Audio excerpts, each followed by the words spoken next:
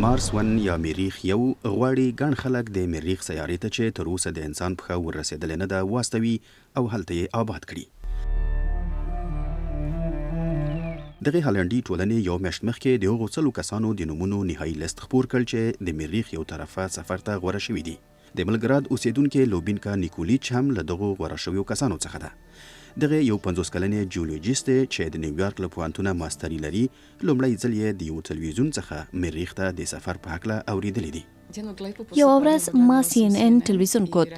دوی د هغو کسانو لپاره چې مریخ ته تلل او هلته پاتې کېدل غواړي یوه پروژه اعلان کړه. هلته ورتګ داسې سفر دی چې څوک ترې بیرته ستنېدلی نسي. دوی وویل هر څوک د دغه سفر درخواست کولی سي. ما بله ورځ درخواست وکړ. ما یوه ویډیو جوړه او یوه فورمه مې ډکه کړه او دا مې هم ولیکل چې ولې غواړم په دغې پروژې کې برخه واخلم.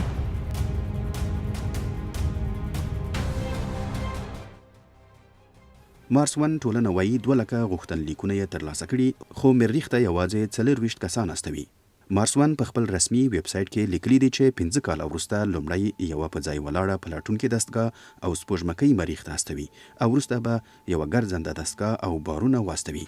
د 2026 کال له پیله به په هرو 2 کلونو کې 4 فضانوردان په میاشتني سفر مریخ ته واستوي.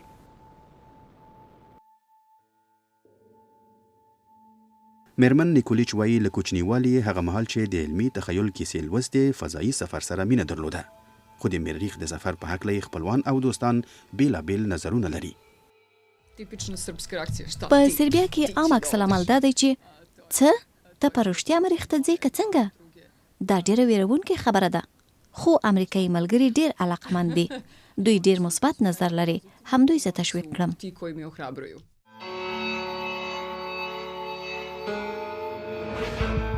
خو د مارس ون د پروژې په هکله ځینې شکونه هم شته. منتقدین وایي دغه پروژه پوره مالی منابع او واقعي اهداف نه لري او د اماتورانو لارې چارې څرګندوي.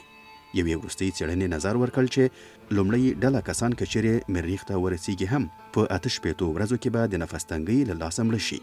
که چیرې دا هم ونشي نو دغه پروژه په خپله د تللیو کسانو د ستنولو کوم پلان نه لري. خو میرمن نیکولیچ وایي د فضایي اکتشافاتو لپاره دغه فداکارۍ ته تیاره ده. موږ ټول یوه ورځ مرو. څوک چې په مځکه پاتې کېږي هم مري. همداسې نه ده؟